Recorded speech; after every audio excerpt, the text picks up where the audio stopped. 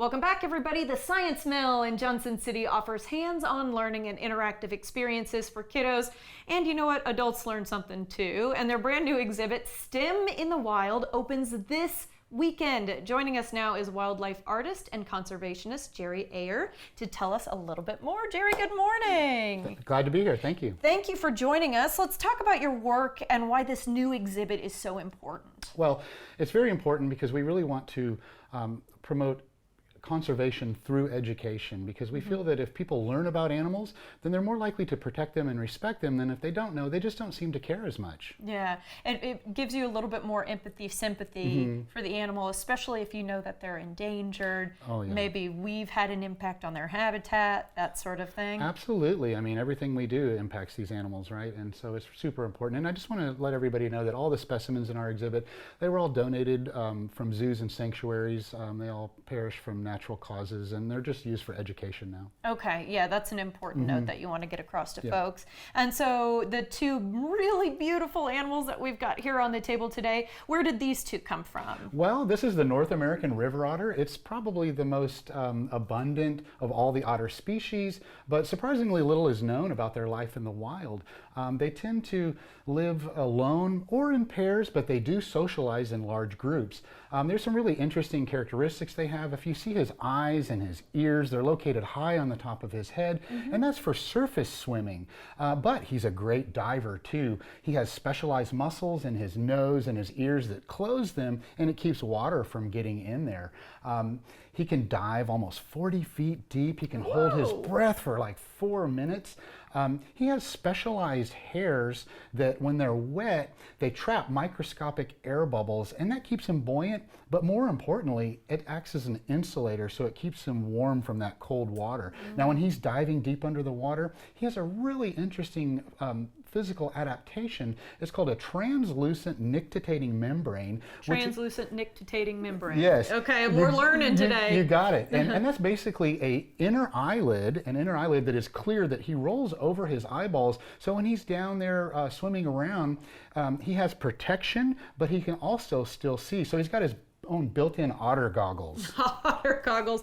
And I always think of otters so sweet. They kind of lay on their backs. They keep their babies on their bellies. They're really good with tools. Oh, they have some primitive tool use. They'll lay on their back and put like a little snail on their belly, and they'll use a rock and they'll crack it. And sometimes they'll even keep that rock in a little fold of skin called the otter pocket. And they're known to keep that for a long time. Now, they're not a marsupial, so they don't have a pouch, but they can actually keep that It's like rock. a purse. Yeah. An otter pocket, yes. That is so cool. And I will say, largely I've only seen sea otters before today, and I've seen some river otters that quite frankly scare me. This is a smaller breed. Yes. Sea otters are much larger than their counterpart, the North American river otter. Okay. Yeah. Oh, it's beautiful. Okay, and then you said King Julian. Yes. I like to move it. Yes. A ring-tailed lemur. It's a ring-tailed lemur, native to Madagascar, right? As you can see, he's got really bushy fur. He can groom his entire body with his teeth, and we call that the fur comb. Now, there is one spot that he can't groom, and that's his head. Now, he has a specialized claw on the second digit of each back foot called the toilet claw. Now, he can groom his head with that, but he can also groom other parts. The toilet claw. As you can imagine, when he's grooming his hair, his teeth can get very clogged with fur. And so he has a very unique adaptation. He has a hard nodule on the bottom of his tongue that fits perfectly between his teeth. So when they get clogged up, he just runs that little nodule through his teeth and cleans them out. It's like his own built-in lemur floss. Lemur floss. The amount of adaptations that these animals have picked up over the years is just absolutely incredible. And I'm guessing this is what I'm going to call a prehensile tail. Does it grip things? Well, it's kind of he can't really hang from a tree with it very well. Okay. Maybe in the cartoon he did, but but he does. He's a top. That skews what I know about these actual animals. Well, he can prop himself up with it, and a distinguishing characteristic is those black and white stripes. Well, each individual lemur can contain between 23 and 27 tailbones or vertebrae. Well, one thing's for sure: each stripe indicates where there is a bone. So no matter how many stripes that lemur has, that's how many bones he's going to have as well. But they use their tail for something that's kind of fun. It's very interesting. The males will have what are called stink fights. Now, they have glands at their wrists and armpits that excrete a very pungent pheromone. Ew. So when it's time to find a girlfriend, they will take the tip of their tail and they will rub it on those spots, and then two lemurs will get face to face and kind of square off, and then it looks like they're going to have a confrontation, and they'll wave their tail in front of the other one's nose, and when one of them decides that the other one is stinkier than he is, confrontation is avoided and the winner gets the girl.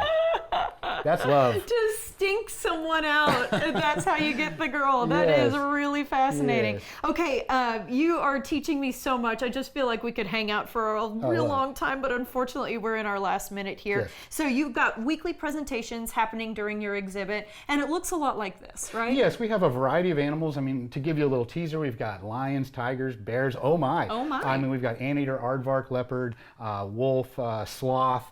There's all sorts of variety. That's going to be fun for adults and kids. You know, for people of all ages. And not only that, but some really interesting information about like lemurs in the wild, 1,800 left. Lemurs in North America, 8,000. Yeah, more or less. I mean, there's they're in they're captivity. critically endangered in their natural habitat, but we have quite a few in private collections and zoos and sanctuaries just in America alone. Wow, so much information you can learn. So even as an adult, I'm sitting here thinking, I'm having a really good time. Yeah, well, and that's the goal of it. We want visitors to come in and enjoy what they learn, in hopes that they're going to share that with other people, and that will kind of promote the conservation of wildlife by education. Absolutely. You are amazing at what you do, Jerry. We'll have to leave it there. Thank you so much for Thank your you time. so much. We appreciate it. To get more information on the new STEM in the Wild exhibit, so cool. It's going to be a ton of fun. Check out sciencemill.org or follow them on social media at sciencemill.